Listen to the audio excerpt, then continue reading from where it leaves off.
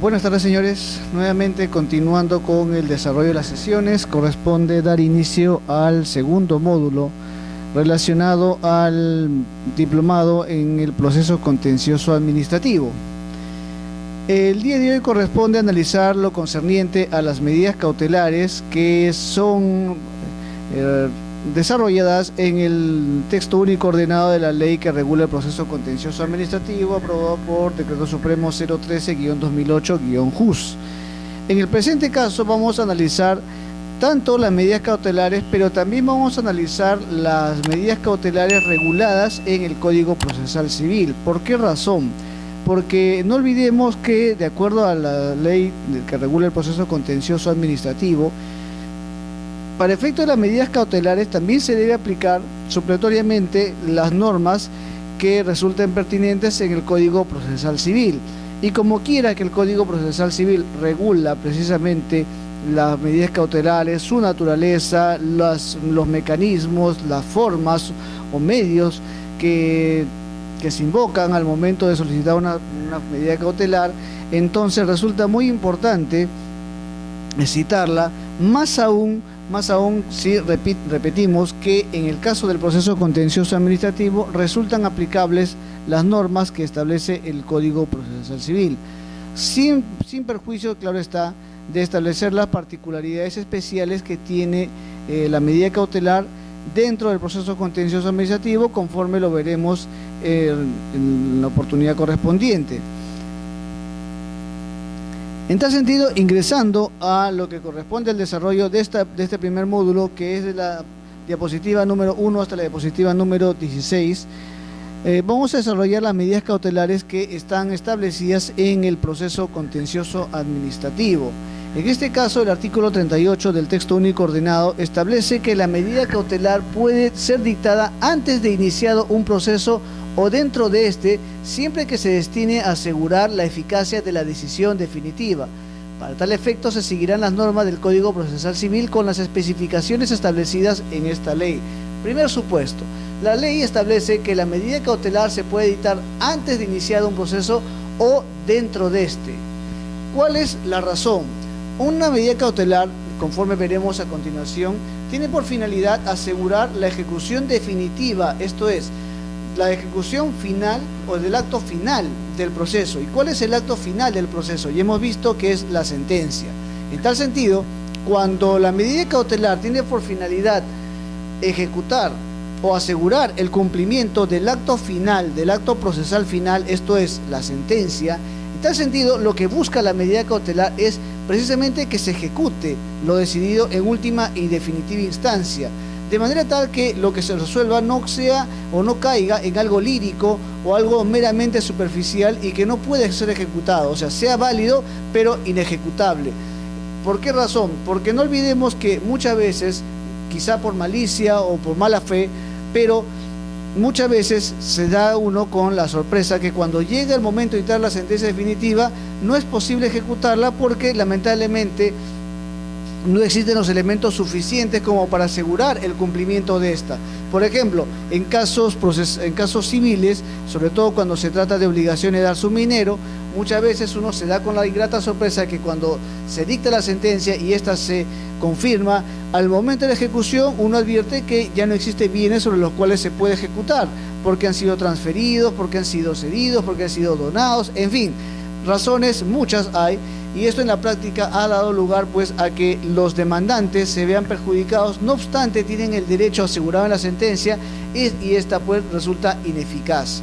No obstante es válida, pero resulta ineficaz porque no se puede ejecutar, cayendo en algo lírico. En tal sentido, la medida cautelar justamente tiene esa finalidad, conforme veremos en esta sesión, de asegurar el cumplimiento definitivo de lo decidido en el acto final. Por esta razón, señores, la ley establece que la medida cautelar, dada su finalidad, puede ser dictada antes de iniciado el proceso judicial, es decir, antes de interponer la demanda correspondiente, se ejercita el derecho de acción, pero se interpone o se deduce o se solicita, para ser más exacto, la medida cautelar a fin de asegurar, es decir, señor juez, solicito se trabe embargo de manera preventiva sobre los bienes de tal persona conforme a la demanda que será interpuesta en el acto procesal correspondiente y a fin de que se asegure el cumplimiento definitivo. ¿Qué va a originar ello? Que el juez, atendiendo los requisitos que establece el Código Procesal Civil, principalmente que haya verosimilitud, que haya peligro en la demora y que la medida solicitada sea razonable, pues dispondrá o declarará fundada la medida cautelar solicitada y se dispondrá, se ejecute provisionalmente y se trabe embargo en la medida que las modalidades que establezca el Código Procesal Civil sobre los bienes de determinada persona. Entonces, eso es lo que se busca en lo que, por la finalidad, para ser más exacto, de la medida cautelar. Razón por esta que la ley establece que se puede dictar antes de iniciado un proceso. Ya hemos visto, o sea, se solicita antes, se ejecuta y se interpone la demanda correspondiente dentro del plazo que establece el Código Procesal Civil, pero claro está, ante el juez que ha dictado la medida cautelar a fin de que exista coherencia y en respecto a lo solicitado de manera cautelar con el proceso principal. Es decir, que tanto el proceso cautelar como el proceso principal sea de conocimiento del mismo órgano jurisdiccional. Pero también la medida cautelar se puede dictar durante el proceso, o sea, dentro de este. Es decir, se interpone la demanda correspondiente, se corre traslado incluso de la demanda, pero en el transcurrir del proceso judicial, el demandante advierte que existen razones o indicios razonables, para ser más exacto, por el cual se presuma o existe el temor razonable de que la sentencia no se puede ejecutar y que al final sea necesario la interposición de una medida cautelar a fin de asegurar el cumplimiento definitivo de esta. En tal sentido, la ley permite pues que se dicte la medida cautelar durante el proceso, es decir, dentro de este, cuando pues se advierta también que la solicitud exista pues la verosimilitud del derecho, cuando exista un peligro en la demora y cuando también la medida solicitada sea razonable al cumplimiento definitivo de la sentencia final. Entonces, es posible, en lo que se respecta a la oportunidad, que la medida cautelar se dicte antes de iniciar el proceso o dentro del proceso, siempre que se destine a asegurar la eficacia de la decisión definitiva. Es decir, la medida cautelar tiene que ir relacionada con el fondo del asunto y claro está, tiene que buscar que se ejecute o que asegure el cumplimiento de la decisión definitiva, esto es, de la sentencia. Para este efecto, conforme establece la ley, se siguen las normas del Código Procesal Civil con las especificaciones establecidas en la ley o el texto único ordenador de la ley que regula el proceso contencioso administrativo. Juez competente, oportunidad y finalidad de la medida cautelar. Esto está o son disposiciones que prevé el Código Procesal Civil, pero que por su naturaleza genérica, aplicable a todas las medidas cautelares, resulta también pues aplicable a la medida cautelar que regula el Código Procesal Civil, por cuanto contiene reglas generales para el seguimiento, conocimiento, resolución e impugnación de la medida cautelar como proceso cautelar. Entonces, el Código Procesal Civil señala en lo que corresponde al juez competente, oportunidad y finalidad de la medida cautelar, que el juez competente para dictar la medida cautelar es aquel que se encuentra habilitado para conocer la pretensión de la demanda. A fin de que exista coherencia entre las pretensiones, es necesario pues que, y sobre todo atendiendo los principios de inmediatez y economía procesal y celeridad procesal, es conveniente que el juez que conoce el proceso principal se encuentre habilitado para que conozca también la medida cautelar, para que asuma competencia como tal. ¿Por qué razón? Por razón de inmediatez, porque en la medida que el juez conoce el proceso principal, entonces este juez, a fin de que no exista otro órgano jurisdiccional que conozca el proceso principal y solicite información del proceso y otro juez asuma la competencia del cautelar y solicite esta información sobre el principal, como también la naturaleza, copia de la demanda o alguna información adicional que requiera o alguna actuación judicial que requiera para dictar la medida cautelar, por razones de inmediatez es que el Código Procesal Civil establece que es competente para conocer la medida cautelar o para dictar la medida cautelar, para ser más exacto, aquel que conozca la pretensión de la demanda, es decir, el proceso principal. Es cierto que va a seguir una cuerda separada, son expedientes separados, bajo la misma denominación, pero con un código aparte, la medida cautelar, pero serán conocidas por el mismo juez que conoce la pretensión principal. Repetimos, por inmediatez, el juez que conoce la pretensión principal, la demanda, para ser más exacto, el proceso principal, será el mismo que asuma competencia para dictar la medida cautelar. Por inmediatez, ya sabemos, porque en la medida que el juez va a conocer el proceso principal, es el indicado, el que conoce el proceso principal, y por lo tanto es el indicado, el idóneo para dictar la medida cautelar en la medida que tiene a la mano, cuenta con la demanda principal, la pretensión, la que también obviamente es citada en la medida cautelar y se ofrecerá como copia al momento de interponer la medida cautelar. Pero por razón de inmediatez es conveniente que el juez que conoce el principal asuma competencia también respecto al proceso cautelar. También por celeridad y economía, porque en la medida que el juez conoce el proceso principal, a fin de darle celeridad, continuidad y acortar que una demanda sea interpuesta en un órgano jurisdiccional y la cautelar y sea interpuesta en otro órgano jurisdiccional, entonces es conveniente pues que también por economía procesal sea competente para conocer el proceso cautelar o la solicitud de medida cautelar el juez que conoce la demanda principal.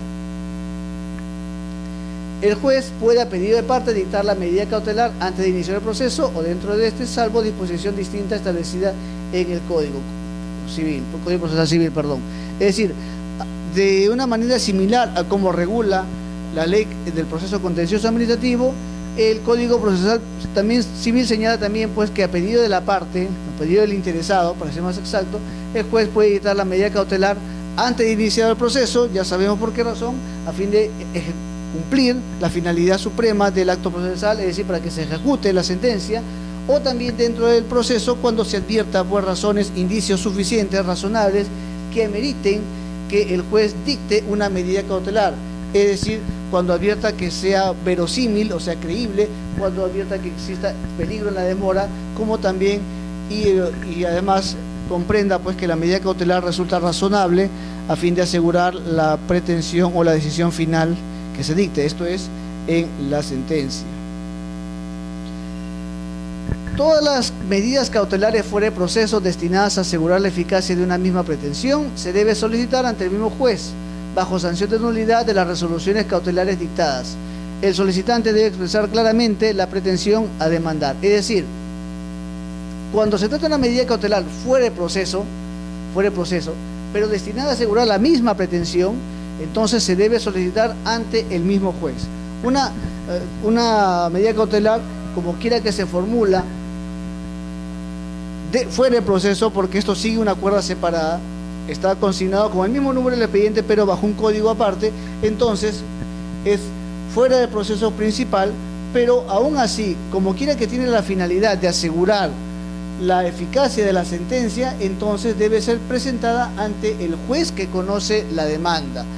Ya sabemos razones por cuanto por inmediatez él es el que conoce la demanda principal, del proceso principal, la demanda para ser más exacto, y en consecuencia pues él es el idóneo para que pueda conocer, para que pueda disponer la medida, el dictado de una medida cautelar conforme a las pretensiones y asegure pues que la medida sea razonable a la pretensión principal. Esta disposición es bajo el apercibimiento de que se declare nula las resoluciones cautelares dictadas, es decir, si es que el demandante por alguna razón solicita la medida cautelar ante un juez distinto al que conoce la demanda, entonces las resoluciones que se dicten, incluso la medida cautelar que se dicte, esta deviene en nula. ¿Por qué razón? Porque en la medida que el Código Procesal Civil señala claramente que el juez que conoce la demanda es el competente para dictar una medida cautelar, todo lo que se dicte en contrario justamente reviste de nulidad en la medida que contraviene el ordenamiento jurídico, y en la medida que es contrario al ordenamiento jurídico y más aún es insubsanable, el vicio cometido es insubsanable, no permite su conservación porque riñe el ordenamiento jurídico procesal, es la razón por la cual se debe sancionar con nulidad. Es decir, lo nulo significa que lo que se ha dictado, como quiera que riñe con el ordenamiento jurídico, no existe jurídicamente, y los hechos que se dicten por la nulidad se van a reponer al estado anterior del acto viciado. Es decir, si lo graficamos, por ejemplo, si tenemos una demanda que ha sido interpuesta ante el juez A y la medida cautelar por alguna razón ha sido interpuesta ante el juez B, como quiera que ha sido presentada ante el juez B, que no es el competente porque el juez A conoce de la demanda, entonces todo lo que dicte el juez B va a ser declarado nulo. Es decir, el auto admisorio de la medida cautelar, las resoluciones que dispongan la ejecución de la medida cautelar, como también los apercibimientos, decretos que se dicten, resoluciones varias para ser más exacto, en la medida que ha sido dictado por un juez incompetente, entonces todo lo que resuelva va a ser declarado nulo. Todo esto será declarado nulo. ¿Por qué razón? Porque no solamente contraviene, sino que también ha sido dictado por un órgano incompetente. Y en la medida que ha sido dictado por un órgano incompetente, es decir, no facultado para dictar una medida cautelar, la única posibilidad que existe es la nulidad. No es posible conservar, no es posible mantener la vigencia de este acto procesal, es decir, el auto, en la medida que ha sido dictado por un juez incompetente. Como quiera que es incompetente, lo resuelto por él no puede tener ninguna eficacia respecto al proceso principal, ni tampoco puede asegurar la decisión definitiva, porque ha sido dictado por un juez que no conoce la demanda principal. Es esta la razón por la cual el Código Procesal Civil señala que si se presenta la medida cautelar y es dictada por un juez distinto al que conoce la pretensión principal, todo será declarado nulo, y como consecuencia de ello, todo, tanto desde la medida cautelar hasta el último acto dictado por el juez incompetente, será declarado nulo hasta el momento antes de interponerse la medida cautelar. Como quiera que esto es nulo, todo se encuentra viciado y por lo tanto tendrá que reponerse los hechos anteriores al vicio procesal incurrido. Por lo tanto tendrá que reponerse hasta el momento de la interposición de la medida cautelar, a fin de que sea derivado al juez que conoce el proceso principal, esto es, el juez A, para que éste dicte o se pronuncie en todo caso sobre la medida cautelar invocada por el demandante. Entonces, conforme señala el Código Procesal Civil, la medida cautelar fuera de proceso destinada a asegurar la eficacia de la misma pretensión se solicita ante el mismo juez bajo sanción de nulidad, conforme a lo que ya se ha expuesto, y el solicitante debe expresar claramente la pretensión a demandar. Es decir, cuando se solicite la medida cautelar antes del proceso, en consecuencia, se tiene que expresar claramente la pretensión que va a demandar. Como quiera que la medida cautelar está fuera del proceso y tiene por finalidad asegurar un acto definitivo, tiene pues que señalar obligatoriamente cuál es la demanda, qué se va a demandar. Señor juez, yo solicito que, por ejemplo, en el ámbito ya contencioso administrativo, se dicte una medida cautelar y se suspenda el acto administrativo número tal. Entonces, cuando yo solicite la medida cautelar, tengo que señalar que, conforme será solicitado en la demanda, formulado en la demanda, esta tiene por finalidad que se declare nulo el acto administrativo número tal, dictado con fecha tal, por tal entidad. En tal sentido, la medida cautelar debe aguardar coherencia entre lo solicitado y la pretensión principal que será formulada ante el juez contencioso. La medida cautelar tiene por finalidad garantizar el cumplimiento de la decisión definitiva. En la medida que es provisoria, la medida cautelar tiene por finalidad justamente garantizar el cumplimiento de la decisión definitiva, esto es, cumplirse la sentencia. Por tal razón, la medida cautelar, en la medida que busca justamente cumplir la decisión definitiva, lo que busca precisamente es garantizar su ejecución, obviamente ante el juez que conoce el proceso principal. Esta razón, señores, justamente es la que justifica la finalidad, el objeto de una medida cautelar, por cuanto en la práctica se advierte que muchas veces la decisión final puede ser válida pero ineficaz, esto es, cumpla con todos los requisitos de validez de la sentencia, pero esta no puede ejecutarse por algunas circunstancias que ya recaen en las partes, porque han transferido, por N razones que no permiten la ejecución, a fin de que la sentencia no sea lírica, no esté en el ámbito de lo subjetivo y no se pueda concretar su ejecución.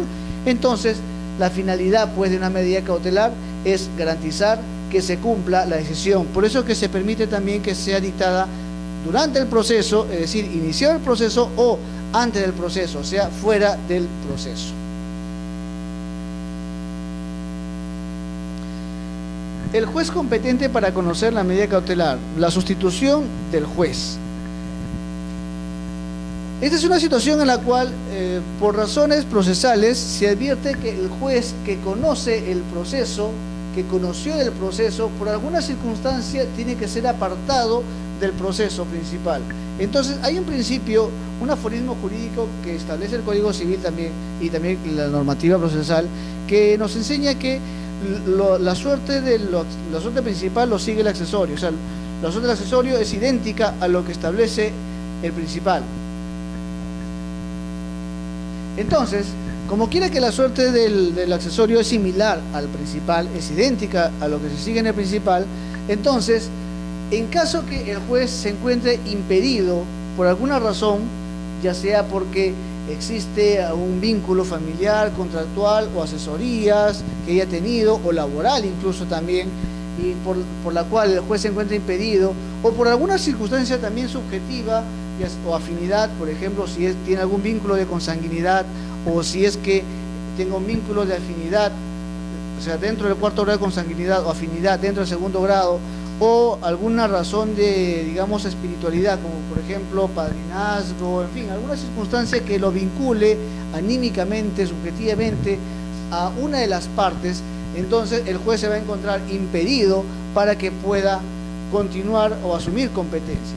Esta situación pues puede ser también deducida de oficio cuando el juez advierta que tiene algún vínculo con las partes, ya sea un vínculo familiar, consanguíneo, o afín, o laboral, en fin, contractual, diversas razones que lo vincule con las partes y que origina el impedimento, o también puede ser promovido por iniciativa de parte, en la medida que las partes adviertan que existe un vínculo y el juez no lo advierta de oficio, no por mala fe, sino porque, dada la carga que tienen los jueces, muchas veces no advierte, o no digo muchas veces, pero puede dar el caso que el juez no advierta que se encuentre impedido de conocer el proceso judicial y se dé cuenta incluso a veces en plena audiencia o antes de iniciarse la audiencia. Eso ha ocurrido, ¿a quién no le ha ocurrido esas situaciones?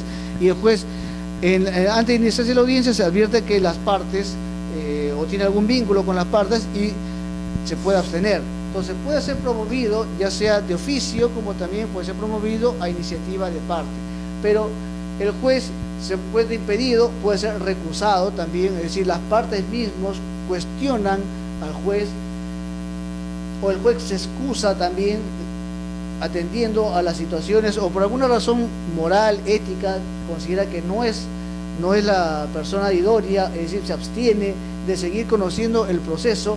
Entonces el juez se va a apartar, el juez se aparta del proceso por alguna razón que ya estamos advirtiendo, ya sea procesales, jurídicas, familiares, contractuales, laborales, afines, espirituales. El juez se aparta del proceso. Conforme hemos visto, el juez debe tener total autonomía e independencia respecto de las partes. Es uno de los fundamentos también del proceso contencioso administrativo. Y en virtud de que el juez no garantiza esta autonomía porque existe algún vínculo, entonces es necesario que se aparte, ya sea por impedimento, porque sea recusado o porque él mismo se excusa o se abstiene. Entonces él se aparta, pero siguiendo el aforismo de que los accesorios siguen la suerte del principal, entonces se va a disponer que el proceso judicial principal pase a otro juez. Correcto, no hay problema. Entonces, a fin de sanear el proceso, a fin de que no exista ningún vicio de competencia, entonces se va a disponer que otro juez asuma competencia.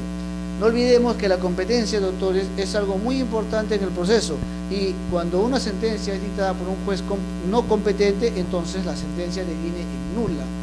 Eso lo dicta claramente el Código Procesal Civil. Hay una razón que vicia totalmente el proceso, y no solamente la sentencia, sino también todos los actos que han sido dictados por el juez y que de alguna manera vicien el proceso judicial. Entonces, a fin de salvar esta situación, se dispone pues que el conocimiento del proceso principal pase a otro juez. Ahora bien, en caso el proceso pase a otro juzgado, este también conocerá del proceso cautelar, obviamente, por cuanto si la suerte o lo accesorio sigue la suerte principal, es obvio que el proceso cautelar, la medida cautelar solicitada, debe ser también de conocimiento del juez que va a asumir la nueva competencia del proceso principal, por razones también de inmediatez, como también de garantía de autonomía e independencia que debe asegurar el órgano jurisdiccional a las partes. Más aún en el caso del proceso contencioso administrativo, por cuanto ya sabemos que en el proceso contencioso administrativo la otra parte indefectiblemente es el Estado.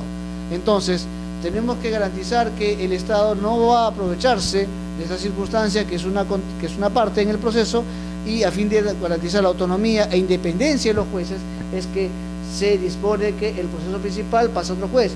Consecuentemente, como quiera que el proceso cautelar debe seguir la suerte del principal, este también será, o su traslado será dispuesto para que sea de conocimiento del juez que asumirá la nueva competencia contenciosa. Requisitos de la solicitud cautelar. Los requisitos de la medida cautelar son aquellos que la normativa adjetiva, la normativa procesal establece a fin de que el juez advierta que existe verosimilitud y a fin de que los hechos sean razonables y que se encuentran acordes a la pretensión principal. Por lo tanto, estos requisitos son imprescindibles que cada parte demandante o la parte demandada también puede formular medida cautelar, esta garantice y se adecue a la normatividad adjetiva a fin de que sea pues declarada fundada la medida cautelar. Por lo tanto, estos requisitos son ineludibles, tienen que ser acreditados debidamente por cada parte procesal. ¿Cuáles son los requisitos de la solicitud cautelar? Primero, el que pide la medida cautelar, es decir, tanto demandante como demandado, debe exponer los fundamentos de la pretensión cautelar. ¿Por qué la pide? O sea, debe haber una coherencia entre lo pedido y los fundamentos de lo pedido. O sea, yo quiero que en el caso contencioso administrativo, por ejemplo, yo quiero que se suspenda provisionalmente este acto administrativo que de alguna manera impide mis derechos o limita mis derechos. Por ejemplo, un acto administrativo, o por ejemplo, si estamos hablando, digamos, una ejecución de un acto material que no consta en un acto administrativo. Por ejemplo, digamos que un organismo suspende un pago a un pensionista. Por ejemplo, digamos la ONP suspende el pago de un pensionista porque por alguna razón considera que ya no cumple los requisitos para un determinado pago de pensión, pero lo ha hecho de una manera que no consta en un acto administrativo, no hay ninguna decisión y sin embargo ya ejecutó. Entonces, ¿qué es lo que vamos a pedir? Yo voy a pedir como demandante, como solicitante, que el juez contencioso suspenda esta actuación que no consta en un acto administrativo. Señor juez, solicito que este acto o esta situación material, esta situación fáctica, que es la suspensión de mi pensión, sea suspendida y en consecuencia se disponga que el solicitante continúe percibiendo su pensión por cuanto no ha sido dictado o no está contenido en un acto administrativo y por lo tanto ha sido pues dictado de una manera arbitraria sin habérsele permitido el derecho a la defensa y las garantías mínimas del procedimiento administrativo. Entonces, yo solicito ello en la medida cautelar, esa es mi pretensión. La ley me exige que yo exponga los fundamentos de la pretensión, es decir, los fundamentos tanto de hecho como también la fundamentación jurídica. Y esta fundamentación de hechos y su correlativo, es decir, la fundamentación jurídica, a través de ello tengo yo que exponer cada punto de mi pretensión, por qué yo solicito los hechos reales y en qué medida estos hechos se adecúan a la normativa procesal o a la normativa sustantiva. cuál es el correlativo, la relación que existe entre los hechos y el derecho. No es cuestión solamente de decir fundamentación jurídica, ley número tal, ley número tal, ley número tal, sino que yo debo sustentar el por qué estos hechos se adecúan a esta normativa. Es decir, ley número tal, artículo tal que señala tal cosa, o tal punto, o que prescribe tal cosa. Entonces, esta norma establece, por lo tanto, tal cosa, y en consecuencia se encuentra en relación al hecho fundamentado en tal numeral de la pretensión cautelar, que es por el cual se lo solicita pues que el acto debe contener, o la decisión o la ejecución debe estar pues contenida en un acto administrativo, debe derivarse, digamos. Entonces, tengo que especificar los hechos como también los fundamentos jurídicos. ¿Por qué invoco una normatividad jurídica? Hemos visto muchas veces que en las demandas dicen fundamento jurídico, ley número tal, Código Civil, Código Procesal Civil, Constitución Política, pero no nos damos el trabajo de fundamentar por qué o cuál es la relación entre los hechos y la normativa. Porque también, si bien es cierto el juez conoce el derecho, es el juez, el perito de peritos, como se dice doctrinariamente, el que ejerce justamente el principio de iura novit curia, el juez conoce el derecho más que todos nosotros, es lo que justamente nos enseña la doctrina procesal, pero también es cierto que tenemos nosotros que auxiliar al juez y decirle los fundamentos de hecho y por qué estamos invocando una determinada normativa. Entonces, es importante y además es exigido por la ley que tenga que exponerse los fundamentos de la pretensión cautelar. ¿Por qué la pido? Y el fundamento jurídico que sustenta mi pretensión cautelar. La normativa que hace que mi fundamento sea verosímil, existe un peligro, como también sea razonable. Señalar la forma de la medida cautelar. La medida cautelar tiene por forma, no significa que existe una medida cautelar y solamente sea una. Puede haber suspensión, puede ser innovativa, puede ser digamos en forma de retención, embargo en forma de retención, en fin, hay diversas modalidades que establece el Código Procesal Civil respecto a la forma o a las modalidades que tiene una medida cautelar. En tal sentido, la ley, el Código Procesal Civil nos exige que señalemos la forma. ¿Por qué razón? Porque el juez conoce la pretensión, pero el juez no puede establecer la forma. ¿Por qué razón? Porque si el juez establece la forma, entonces el juez se encontraría en una posición de parte y el juez va a resolver lo que la parte más bien invoca. Por lo tanto, tenemos que decirle claramente cuál es la forma y el juez advertirá si es correcta o no es correcta, es decir, si es razonable o no es razonable la forma que estamos invocando en la pretensión cautelar. Indicar, si fuera el caso, los bienes sobre los cuales recae la medida cautelar y el monto de la afectación. Es muy importante que señalemos sobre qué bienes va a recaer la medida cautelar. Esto es, sobre bienes materiales, sobre cuentas corrientes, cuentas bancarias, en fin. Tenemos que especificar sobre qué bienes recae la medida cautelar, porque el juez, es cierto que conoce el derecho, pero no es adivino. El juez tiene que saber, o tenemos que indicarle, sobre qué bienes recae la medida cautelar. Ahora bien, tenemos también que acreditar que estos bienes sobre los cuales debe recaer la medida cautelar, estos bienes sean de titularidad de la otra parte, la parte sobre la cual se ejecute una medida cautelar. Tenemos que también decirle al juez que esos bienes son de titularidad de la otra parte a fin de que el juez dicte la medida cautelar, porque si nosotros no le acreditamos ello, entonces, si no acreditamos que, por ejemplo, una cuenta corriente en un banco determinado X no corresponde a la titularidad de la persona sobre la cual se quiere trabar embargo, entonces, en forma de retención, digamos, entonces el juez, como no le hemos acreditado, obviamente va a declarar infundado la medida cautelar o inadmisible hasta que subsanemos esta observación, este vacío, y podamos identificarle que efectivamente ese bien es de titularidad. En el caso contencioso, por ejemplo, si nosotros solicitamos que se suspenda una situación material que no consta en un acto administrativo, entonces tenemos que decirle la modalidad de la medida cautelar, pero también sobre qué bienes va a recaer, sobre cuáles los bienes de la entidad sobre los cuales va a recaer. En el caso contencioso administrativo es raro que se trabe sobre bienes, salvo cuando se trata de una obligación de dar minero, que lo veremos en su oportunidad. En ese caso señalaremos cuáles son los bienes sobre los cuales va a recaer la medida cautelar.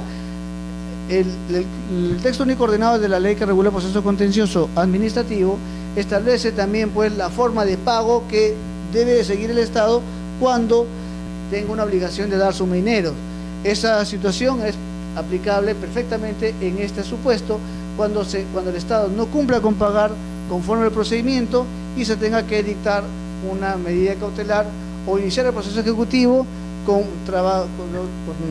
embargo correspondiente sobre las cuentas del Estado. En ese caso, pues, tendremos que identificar, conforme señala el Código Procesal Civil, cuáles los bienes sobre los cuales recae la medida, como también el monto de la afectación, es decir, sobre cuánto, en la medida que fuera posible, sobre cuánto se va a trabar embargo. Por ejemplo, si yo quiero trabar embargo en una obligación de dar suministro a cargo del Estado, y digo otra vez embargo sobre tal inmueble, tengo que especificar sobre cuánto es el monto sobre el cual se va a afectar el bien, porque puede ser caso que, por ejemplo, trabemos embargo en un bien del Estado que valga 500, digamos, o 600.000 dólares o 700.000 dólares por una obligación de 20.000 o 30.000 soles. Entonces tenemos pues que establecer el monto de la afectación a fin de que tampoco se vea perjudicado totalmente el bien sobre el cual va a recaer la medida cautelar. Requisitos, continuamos.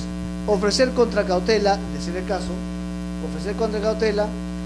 ¿Y qué es la contracautela? La contracautela, ya lo veremos en su oportunidad, la contracautela lo que busca es que garantizar los daños que se pueda producir como consecuencia de una medida cautelar. Porque si bien es cierto la medida cautelar tiene una finalidad, ¿cuál es? Ya sabemos, de ejecutar la decisión definitiva de un acto final, del acto definitivo, es decir, de la sentencia por lo general. Entonces, la medida cautelar no debería afectar a la parte contraria.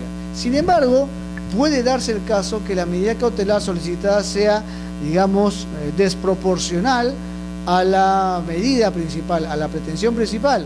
Entonces puede afectar mucho más en lugar de beneficiar. Por ejemplo, el caso que hemos citado, ¿qué pasaría si en una obligación de dar suministro a cargo del Estado vemos un inmueble del Estado que vale $1.000.000 y por una obligación que el Estado tenía con nosotros de, digamos, 20.000 soles, disponemos de trabe embargo sobre un bien que vale $1.000.000 y procedemos al remate?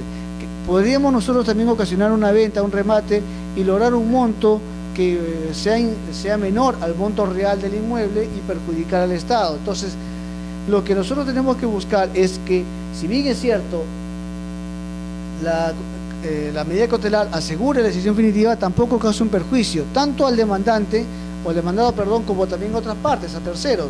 En tal sentido, la medida cautelar tiene que ser ofrecida, pero también con una contracautela. Es decir, así como la medida cautelar busca cautelar, como su nombre indica, cautelar el cumplimiento de la decisión final, la decisión definitiva, tiene que también ofrecerse una contracautela, es decir, un monto, una situación que garantice que la ejecución de la medida cautelar no va a causar un perjuicio y, en caso ocasione un perjuicio a la otra parte o a terceros, se ejecute la contracautela y se pueda resarcir a través de esta los daños y perjuicios que se originen como consecuencia de la medida cautelar.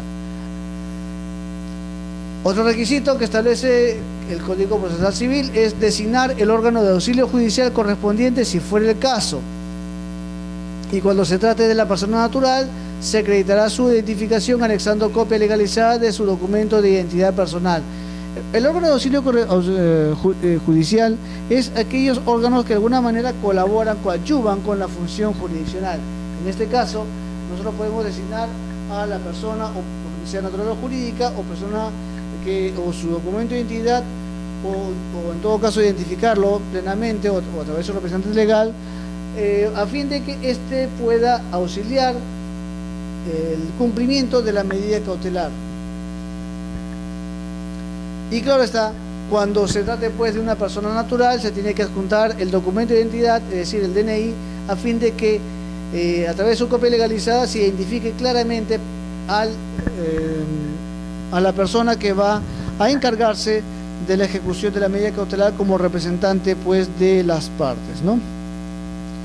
Contenido de la decisión cautelar. Contenido de la decisión cautelar. Es decir, El juez va a tener en cuenta la naturaleza de la pretensión. ¿Qué es lo que se busca con la pretensión? ¿Cuál es el objeto de la pretensión?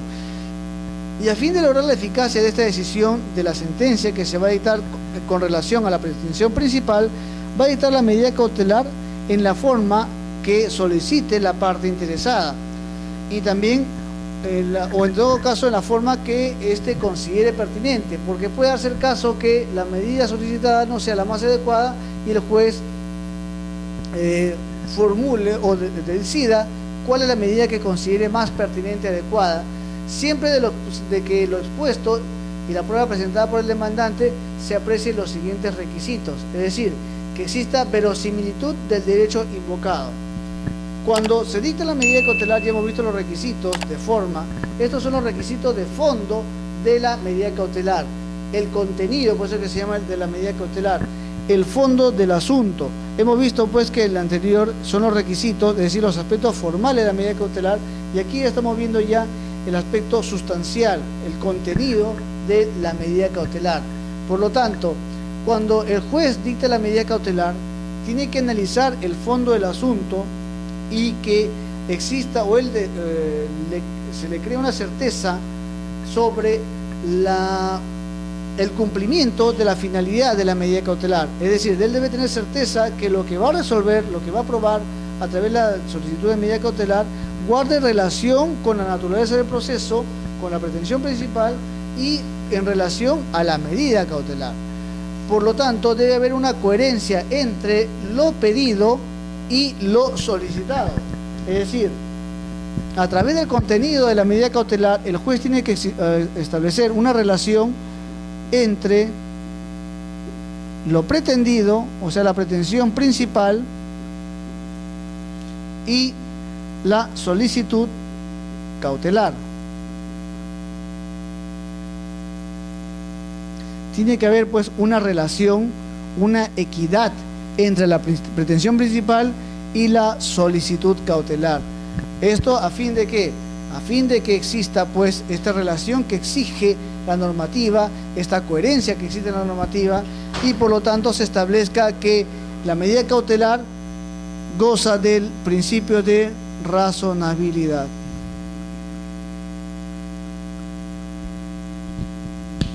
Que sea razonable. ¿Y qué es lo razonable, señores?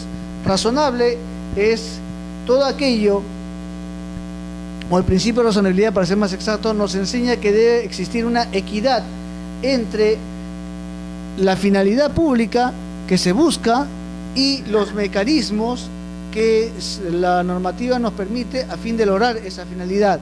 Por lo tanto, razonabilidad exige equidad.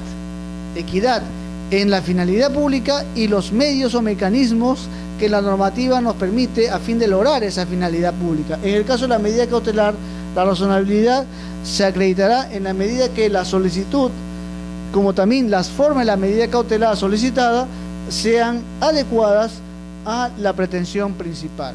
Por eso es que se exige también que la medida que se solicita sea la adecuada, razonable a la pretensión principal. Entonces, como contenido de la decisión cautelar, es decir, los asuntos de fondo de la medida cautelar, lo primero que tiene que acreditarse y también tiene que resolverse es que exista verosimilitud del derecho invocado. ¿Qué implica verosimilitud? Que sea creíble, que sea verosímil. O no olvidemos que la medida cautelar es preventiva, es instrumental, accesoria, pero como quiera que es preventiva, no es la decisión final, porque no olvidemos que la decisión final se va a dictar en el proceso principal, en el proceso o en el expediente en el cual se está desarrollando la pretensión principal, como también la contradicción. Entonces, la medida cautelar, como quiera que va a ser resuelta a través de un auto, lo que va a permitir o que lo va a justificar es que se establezca la verosimilitud, es decir, que el derecho que está siendo invocado por la parte solicitante sea verosímil, que sea creíble, que sea atendible.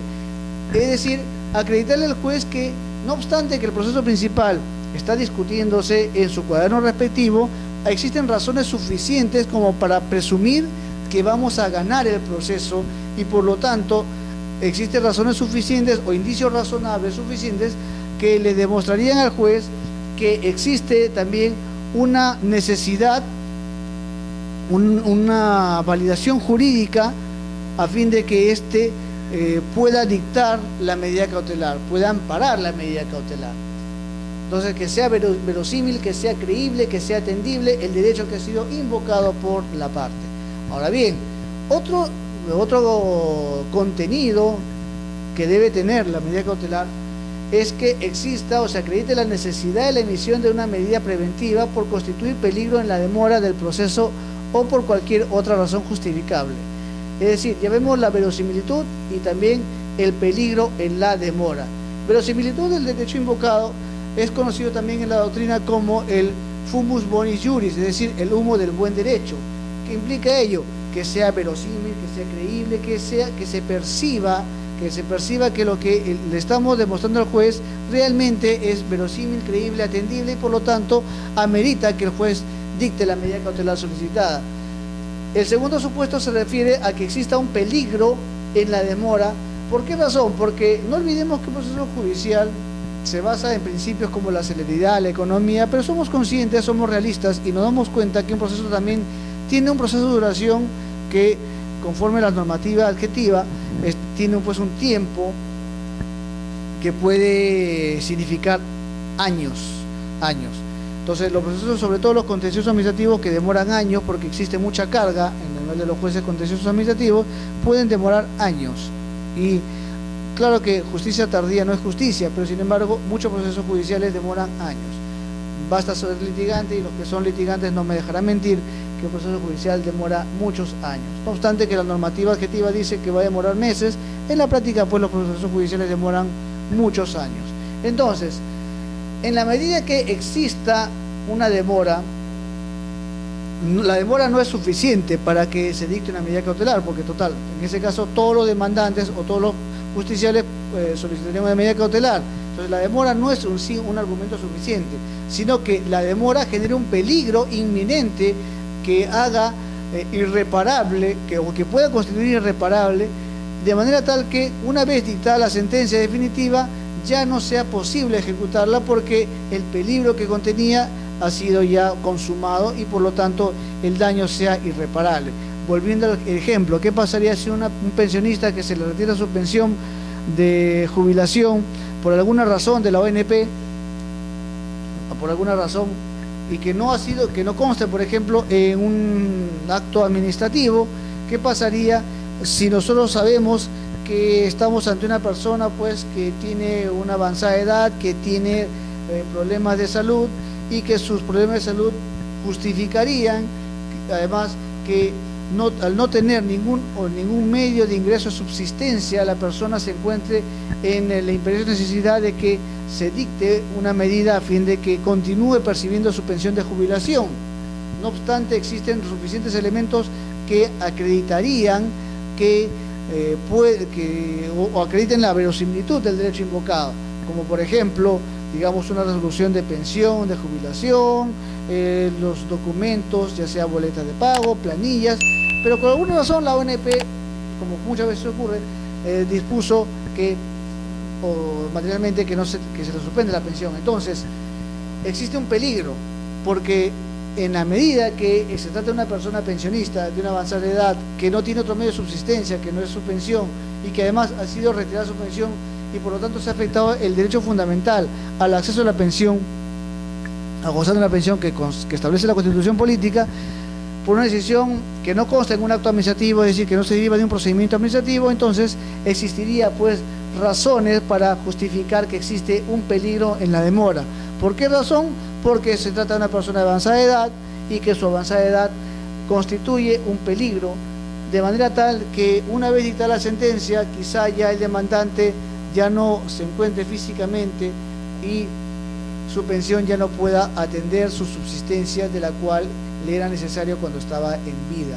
Entonces, no basta la demora, sino que la demora del proceso genere un daño que, de materializarse, constituya en un perjuicio irreparable, irremediable, que de alguna manera afecte sustancialmente a la parte invocante, a la parte que invoca la medida cautelar.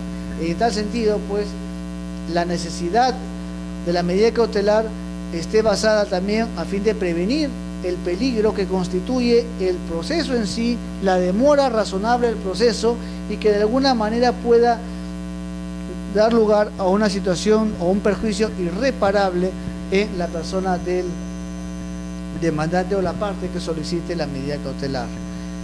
Tercer supuesto se refiere a la razonabilidad de la medida para garantizar la eficacia de la pretensión. Es decir, la razonabilidad se basa pues en el principio de razonabilidad. Ya hemos señalado hace un momento que la razonabilidad implica un juicio de valor, es decir, que existe una equidad entre la finalidad pública, que es la pretensión, la finalidad principal. Existe una relación con los mecanismos que se buscan a fin de lograr, o que se pretenden utilizar a fin de lograr la finalidad de la pretensión principal. Es decir, que la forma, la modalidad de la medida cautelar sea totalmente equitativa a la medida o al proceso principal, a la pretensión principal. Es decir, que exista equidad entre la pretensión principal con la medida cautelar. En la medida que exista esta equidad, es decir, que exista este equilibrio entre la pretensión principal como también la medida cautelar solicitada, nos encontraremos pues ante el cumplimiento del principio de razonabilidad que exige la normatividad adjetiva a fin de dar cumplimiento o a fin de acceder a la medida cautelar. Por lo tanto, el contenido de la medida cautelar contiene pues los requisitos: verosimilitud del derecho invocado, es decir, que sea atendible, que sea creíble, que se conoce en la doctrina como el fumus boni iuris, el humo del buen derecho, la necesidad de la emisión de la decisión preventiva a fin de evitar un peligro en la demora, a fin de que se pueda prevenir el peligro de un daño irreparable, insubsanable en la persona del demandante o demandado, el cual se conoce también en la doctrina como el periculum in mora, y la razonabilidad de la medida que garantice la eficacia de la pretensión, es decir, que la medida cautelar efectivamente sea la adecuada, sea la idónea para garantizar la ejecución del acto definitivo, la decisión final. El contenido de la decisión cautelar, entonces, esta medida cautelar solamente puede afectar los bienes y derechos de las partes vinculadas por la relación material o de sus sucesores, que se determinará en su caso. Es decir, solamente puede afectar bienes y derechos de las partes vinculadas. Por ejemplo, si yo quiero trabar embargo o en todo caso una medida innovativa por el cual se ordene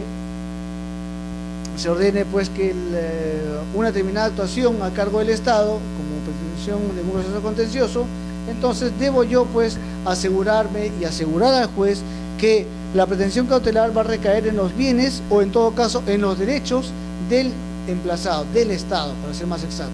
Entonces, solamente puede afectar bienes y derechos de las partes, de tal manera que si ejecutada la medida cautelar se afecta bienes o derechos de otras personas no vinculadas al proceso y que están viendo sus derechos afectados, es decir, los terceros, están viéndose afectados con la medida cautelar, ellos tendrán pues que pedir que se disponga,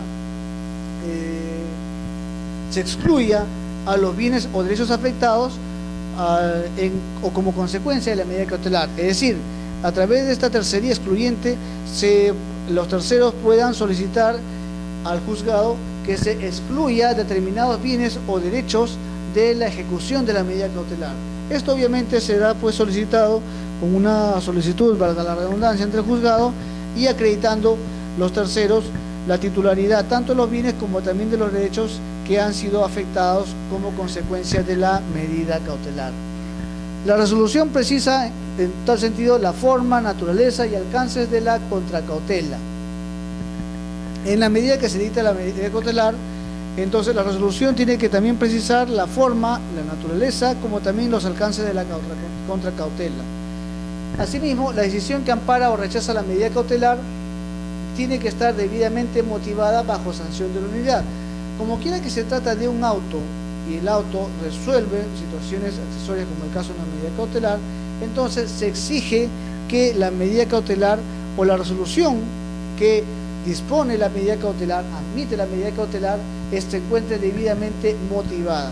La motivación significa pues una correlación entre los hechos o entre la pretensión solicitada por las partes, los fundamentos de hecho como jurídicos, de tal manera que exista una relación, una coherencia entre lo solicitado y los fundamentos, como también lo decidido, que existe una relación y que esta relación tiene que ser pues establecida debidamente, motivadamente en el auto que concede la medida cautelar. No olvidemos, doctores, que la motivación de la resolución judicial no solamente es un requisito del contenido de la decisión cautelar, sino que también es una garantía de la correcta administración de justicia que está previsto en la Constitución Política del Estado. La motivación, por lo tanto, constituye una garantía del debido proceso que está previsto pues en el numeral quinto del artículo 139 de la Constitución Política del Estado. Por lo tanto, no será considerado como un derecho fundamental porque no está considerado expresamente en la categoría de derechos fundamentales, pero sí, como quiera que está contenido en la norma fundamental, constituye una garantía para todo justiciable y por lo tanto pues de obligatoria observancia por parte del órgano jurisdiccional. La motivación, por lo tanto, no solamente debe estar fundamentada o arreglada de derechos, sino que también debe ser respetuosa de los derechos fundamentales de las partes. ¿Por qué razón? Porque en la medida que nosotros estamos hablando de que la motivación es una garantía que está prevista en la Constitución Política, por lo tanto, el juez, cuando dicte la medida cautelar, no solamente debe, digamos, quedarse satisfecho con que existe una relación entre lo decidido y la norma o la norma legal, sino que también lo decidido sea respetuoso de los derechos fundamentales de las partes.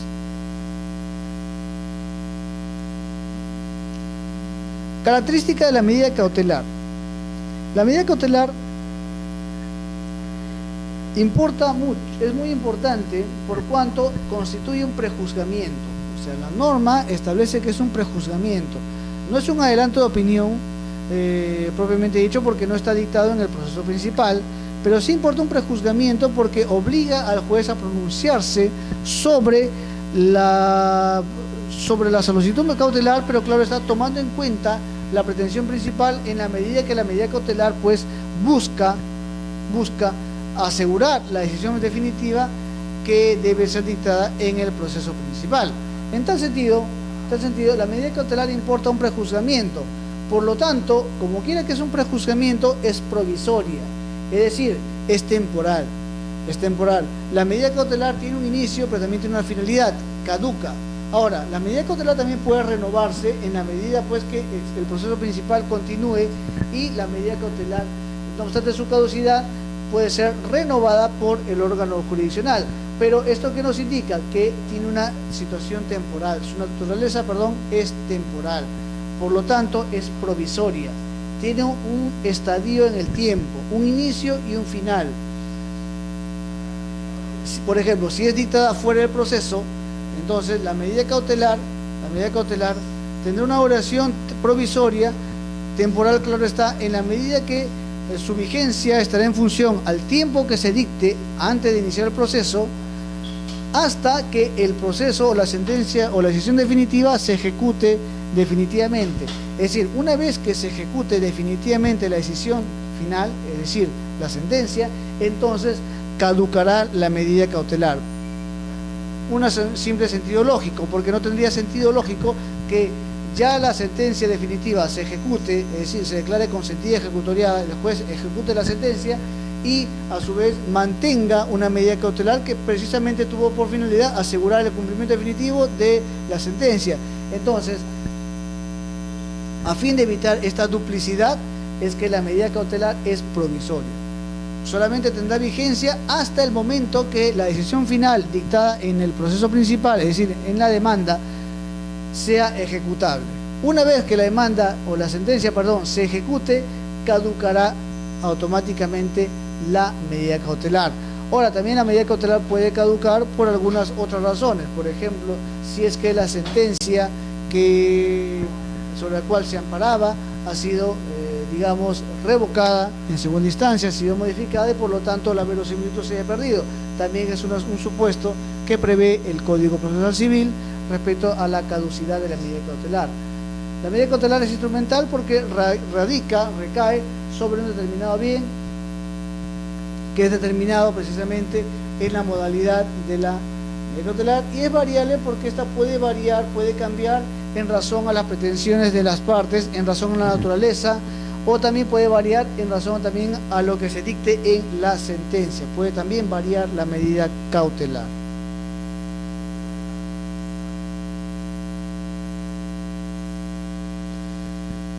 Contracautela y discrecionalidad del juez. La contracautela ya sabemos que es aquella situación, aquella disposición que obliga a que las partes solicitantes de una medida cautelar garantice al juez que lo solicitado, o sea que la medida cautelar solicitada no afecta el derecho y no afectará derechos, tanto el demandado, la parte emplazada o la parte contraria, o también de terceros.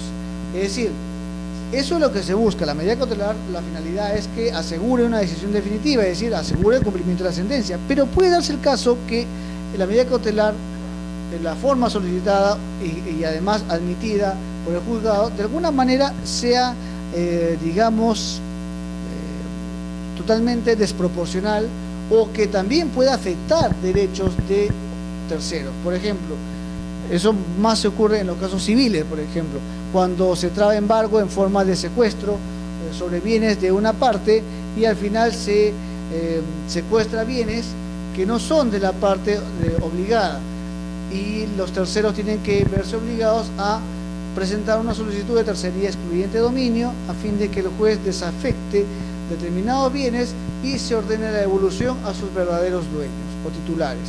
Por ejemplo, cuando se embarga una casa, digamos, y a veces se traba embargo, se secuestra bienes que no son de propiedad de la parte emplazada, del obligado, pero que sin embargo se encontraban en el domicilio, y que esto puede afectar pues a los derechos de los dueños reales o titulares, jurídicamente hablando.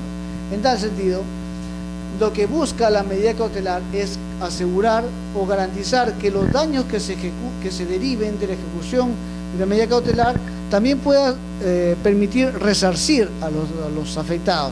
Es decir, el monto de la medida de la contracautela, conforme se indica su nombre, es una contracautela, o sea, contrario a la cautela que se busca asegurar con la medida cautelar.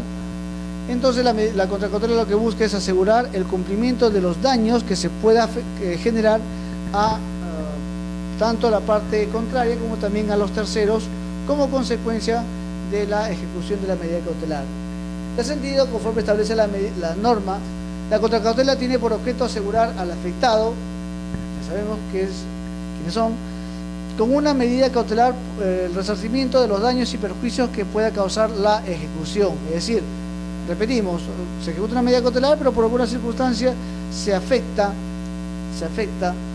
a la persona emplazada, obligada, o como también a los terceros.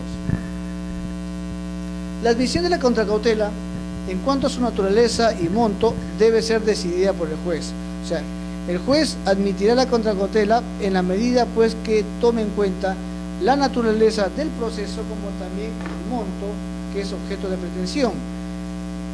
Y el juez también puede aceptar la propuesta por el solicitante, puede graduarla, puede modificar incluso, o también puede cambiarla por la que considere necesaria para garantizar los eventuales daños que pueda causar la ejecución de la medida cautelar. Es decir, por ejemplo, ¿qué va a hacer si nosotros ofrecemos como contracautela una caución juratoria? Es decir, juramos de que estamos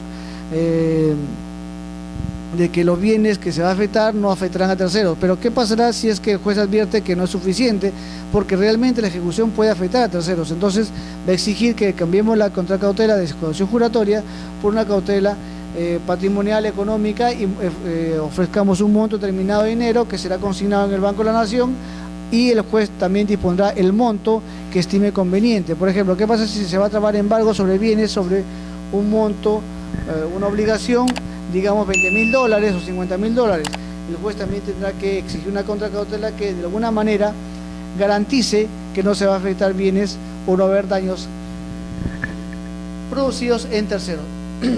Perdón. Entonces, esa es la finalidad de la contracautela, y también el juez admitirá esta en cuanto a la naturaleza del monto, y también el juez pues podrá graduarla, modificarla o también cambiarla por aquella que considere necesaria a fin de garantizar los daños que se pueda producir al momento de ejecutar la medida cautelar. La contracautela puede ser también de naturaleza real o personal, ya hemos visto. Es decir, dentro de la segunda se incluye la causación juratoria, es decir, yo juro, yo declaro, bajo una declaración jurada, claro está, que la pretensión cautelar no va a afectar a terceros y por lo tanto se acreditará pues que desde su ejecución los bienes que van a ser afectados corresponden precisamente a la persona obligada. Entonces, aquí una causación juratoria, una declaración para ser más exacto, va a garantizar pues que los bienes o la medida cautelar solicitada no va a causar ningún perjuicio a la parte emplazada.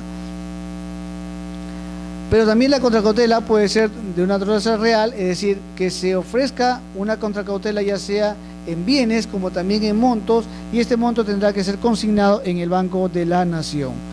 Esta forma de contracautela, o sea, la causación juratoria, será ofrecida en el escrito que contiene la solicitud de medida cautelar con legalización de firma ante el secretario respectivo, o en este caso ya no existe secretario, esta norma fue dictada pues en la época en la década del 90, actualmente existe pues los especialistas correspondientes y esta tiene que ser legalizada ante estos. La contracautela de naturaleza real se constituye con el mérito de la resolución judicial que la admite y recae sobre los bienes de propiedad de quien la ofrece. Es decir, yo solicito una medida cautelar y por lo tanto la contracautela recae sobre los bienes de mi propiedad, porque soy el que la solicita. Yo ofrezco, por lo tanto, como solicitante, los bienes sobre los cuales va a recaer la contracautela. En caso de exista daños, estoy ofreciendo bienes a fin de que estos aseguren o puedan resarcir los daños y perjuicios que se deriven de la ejecución de una medida cautelar indebidamente solicitada. El juez remitirá el oficio respectivo para la inscripción en el registro correspondiente. Si se trata, por ejemplo, ese último extremo se refiere a bienes que están registrados, es decir, que constan en un registro público respectivo, ya sea registro por inmuebles, intestados, en fin. Entonces, el juez lo que va a hacer es, como quiera que se encuentren registrados los bienes, yo, solicitante, tengo que, al momento de solicitar la medida cautelar, señalarle al juez en cuál de los registros se encuentra inscritos los bienes que van a ser objeto de contracautela. Como quiera que ya identifico los bienes de contracautela y le señalo al juez en cuál de los registros se encuentran registrados o inscritos, perdón, entonces el juez va a remitir oficio al órgano registrador, a la SUNAR para ser más exacto, a fin de que se inscriba en el registro la contracautela correspondiente, la medida cautelar como también la contracautela respectiva.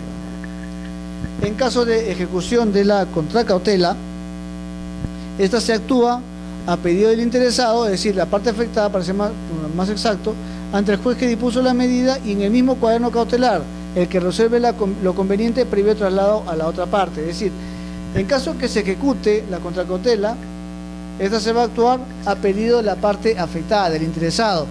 Tú ofreciste medida cautelar, tú ofreciste la contracautela, pero como quiera que ha afectado daños, entonces yo, afectado, solicito al juez que se actúe, que se ejecute la contracautela a fin de resarcir los daños. Entonces, el juez va a resolver lo conveniente previo a traslado a la otra parte. Como quiera que es una solicitud de medida cautelar y no obstante que se puede haber afectado una parte, el juez va a correr traslado a fin de que se salvaguarde también el derecho a la contradicción y la parte que ofreció la contracautela pueda señalar si es que existe o no existe afectación. En fin, formulará lo que estime conveniente a su derecho. Cuando se admite la contracautela sometida a plazo, es decir, a un tiempo de duración, esta queda sin efecto al igual que la medida cautelar si el peticionante no la prorroga u ofrece otra de la misma naturaleza o eficacia, sin necesidad de requerimiento y dentro de un tercer día de vencido el plazo. Es decir, opera pues en la medida que no se prorroga o no se ofrece una medida, otra medida cautelar de la misma naturaleza o eficacia. Esto es en caso pues de la medida cautelar que está sometida a plazo. Y bueno, ya sabemos que la medida cautelar es provisoria y por lo tanto queda sin efecto, es decir, caducará en la medida pues que el peticionante no la prorrogue, o sea, no solicite al juez su prórroga, su nueva vigencia hasta un tiempo determinado, o en todo caso no ofrezca no solicite la misma medida cautelar sin necesidad de requerimiento y dentro del tercer día de vencido del plazo. O sea, dentro del vencimiento del plazo, tiene la parte interesada 3 días para solicitar la prórroga de la medida cautelar. ¿Quiénes se encuentran exceptuados de contracautela? O sea, es cierto que la contracautela es un requisito de la medida cautelar, de la petición cautelar, para ser más exacto, pero hay situaciones en las cuales también es razonable que determinadas partes procesales se encuentren exceptuadas de la contracautela. No olvidemos que la medida cautelar, en la medida que busca asegurar la decisión definitiva, es decir, la sentencia, esta pues va a obligar a que la parte que pierde la medida cautelar, o sea, quien solicita la medida cautelar no le es favorable y se ejecute la contracautela, esta se vea perjudicada. Entonces, en la medida que exista una situación especial, la ley establece que también se puede exceptuar a partes respecto a la contracautela. En primer lugar, se refiere pues a las entidades del Estado. En primer lugar, ¿por qué razón a las entidades del Estado? Porque, primero, que es el Estado el que tiene la mayor cantidad de procesos judiciales a nivel nacional, ya sea procesos penales, donde actúa como parte civil cuando se trata de delitos en agravio del Estado, ya sea procesos civiles como demandante o demandado, procesos contenciosos, que es lo que nos convoca en ese diplomado, que ineludiblemente una contraparte es el Estado, ya sea demandante o demandado, laborales también. Entonces, en la medida pues que el Estado sea contraparte, entonces no se le puede exigir también que ofrezca contracautela. Por ejemplo, ¿qué pasaría en los casos que el Estado pierda un caso o un determinado proceso judicial y haya ofrecido o haya solicitado una medida cautelar? Es decir, ¿qué pasaría si el Estado ofrece como contracautela unos bienes del Estado, bienes inmuebles, por ejemplo? Entonces, en ese caso, no solamente se va a afectar el bien del Estado, los bienes inmuebles, sino que esto puede dar lugar a que se afecte el servicio público. No olvidemos que el servicio público es una finalidad del Estado.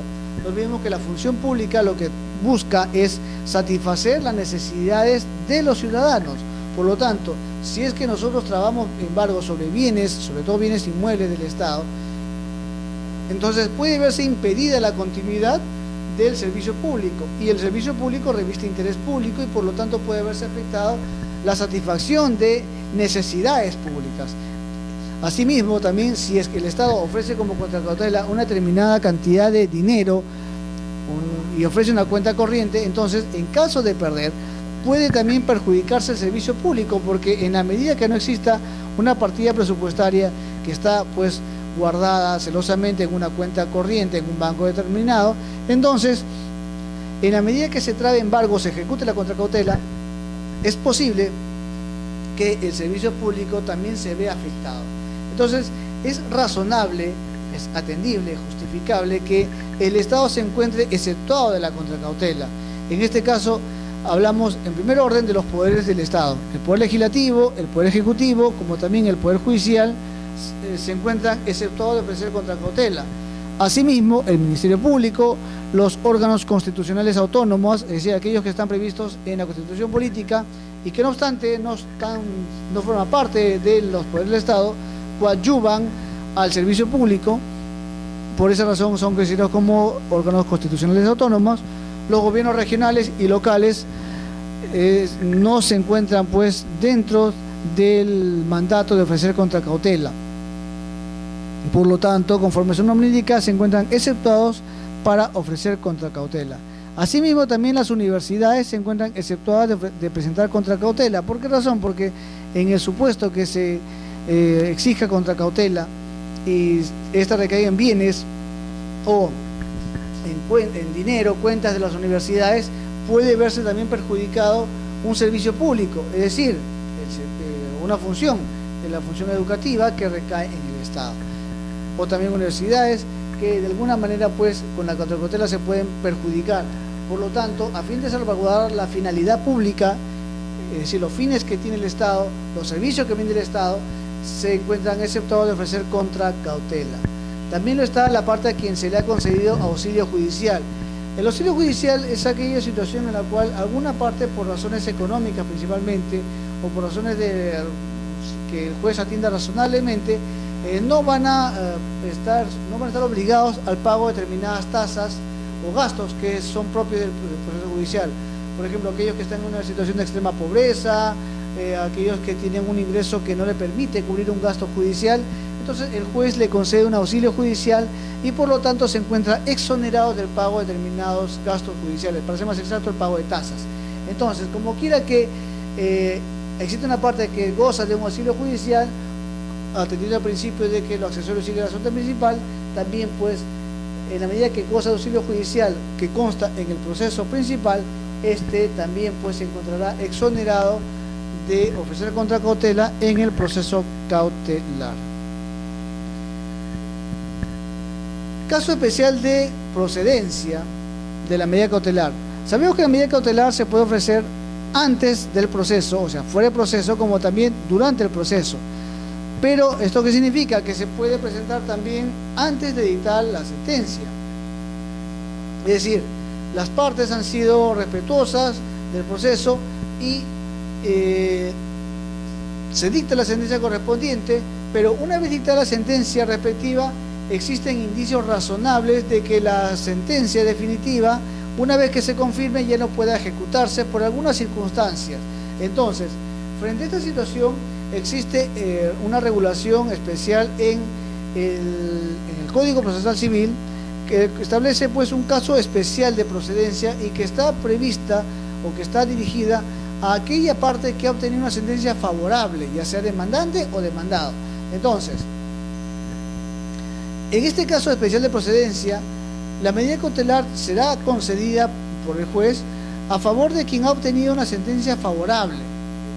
Es decir, obtuvo una sentencia que le es razonable a él, que le atiende su derecho, que por lo tanto ampara el derecho que ha sido invocado por la parte y por lo tanto, en la medida que le es favorable, al margen de que fuera impugnada, va a constituir una razón suficiente, especial, claro está, para que se conceda la medida cautelar. ¿Por qué razón? Porque como quiera que la presentación principal ha sido acogida por el juzgado, entonces existe también verosimilitud, por cuanto en la medida que el juez ha declarado fundada la demanda, la pretensión cautelar goza de verosimilitud por cuanto ha sido precisamente dictada la sentencia favorable a la parte que le invoca. Entonces la verosimilitud ha quedado plenamente acreditada en la sentencia. Ahora bien, como quiera que la sentencia está siendo impugnada, ello no obsta para que se adquiera, para que se verifique que existe verosimilitud en el derecho. Por lo tanto, es atendible, especialmente que en estos casos, es decir, cuando se ha dictado una sentencia, al margen que sea impugnada, el juez conceda la medida cautelar. El pedido cautelar se solicita y se ejecuta en cuerda separada, ya sabemos, porque no obstante que la pretensión principal sigue un camino, la medida cautelar debe continuar con otro camino, o sea, otro expediente procesal. Claro que están muy vinculadas, pero es una medida cautelar y por lo tanto, como quiera que es un proceso, pues tiene que ser activado en otro expediente que se va a habilitar por el juzgado.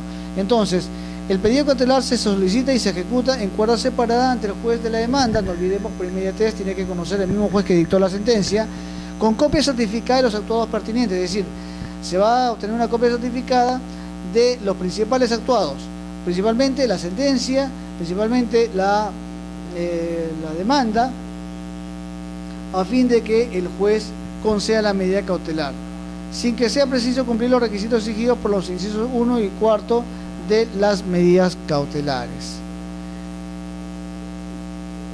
Hemos visto el caso especial de procedencia, pero también hay un caso especial de improcedencia.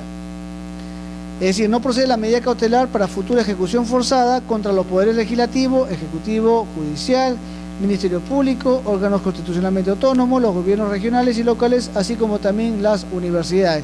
Esto obviamente de alguna manera afecta el proceso contencioso administrativo, por cuanto, como quiera que la parte emplazada es necesariamente el Estado, entonces no será procedente una medida cautelar para futura ejecución forzada contra los poderes legislativos, ejecutivo y judicial. Es decir, no procederá pues una medida cautelar en este caso, porque la parte emplazada va a ser pues precisamente el Estado. Tampoco procede contra bienes de particulares asignados a servicios públicos indispensables que presten los gobiernos referidos en los párrafos anteriores. Es decir, contra bienes de particulares que de alguna manera estén asignados a los servicios públicos que brinde el Estado. Es cierto, son bienes de particulares, pero estos bienes particulares o de particulares, de personas privadas, han sido asignados a entidades públicas para que estos brinden un servicio público. Por ejemplo, digamos, alquiler de camionetas, alquiler de comedores, en fin, diversos bienes que de alguna manera son privados, es cierto, pero que estos también tienen una finalidad. ¿Cuál es? De brindar un servicio público que es brindado por el Estado, que es indispensable para que los gobiernos referidos puedan brindar este servicio público. Por lo tanto, en la medida pues que lo que se busca es salvaguardar una finalidad pública, cuál es el servicio público, en este caso tampoco procede una medida cautelar. Ahora, como quiera que se trata de un servicio público, hay un interés público, tenemos que también hacer una mención, que el servicio público y el interés público no significa que el derecho de los privados, el derecho del solicitante vaya a ser desplazado o desconocido. Sí se va a reconocer, el auto correspondiente va a reconocer que existe un interés particular y que merecería ser atendido. Sin embargo, en la medida que este tiene por finalidad afectar bienes de privados, pero que están asignados a la prestación de un servicio público, entonces tendrá que darse prioridad. Acá el juez hace un juicio de valor y por lo tanto en este juicio de valor determinará pues que el interés público tiene prioridad sobre los intereses particulares. Repetimos, no significa que no están legitimados, no significa que el juez los va a desconocer, los va a reconocer, pero en este caso va a tener que dar prioridad del interés público sobre el interés privado. Variación de la medida cautelar. A pedido del titular de la medida cautelar y en cualquier estado del proceso se puede variar la medida cautelar, ya sea modificando en la forma, variando los bienes sobre los cuales recae o el monto, o sustituyendo al órgano de auxilio judicial.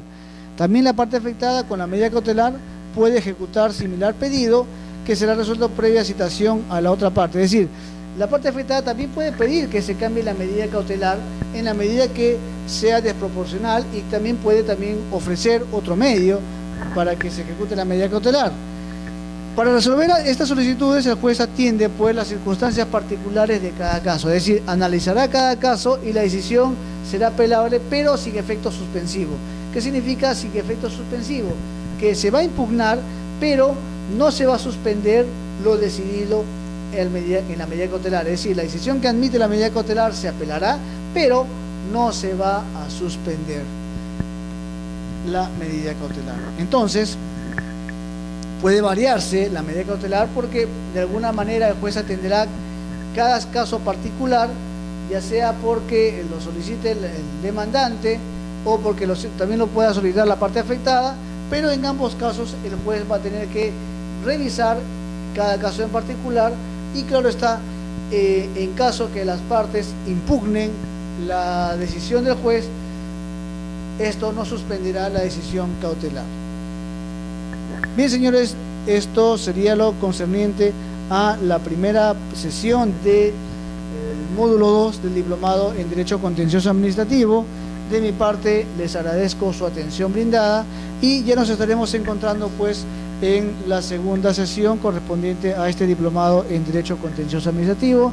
De mi parte, señores, muchísimas gracias y será hasta una próxima oportunidad. Hasta luego, bendiciones.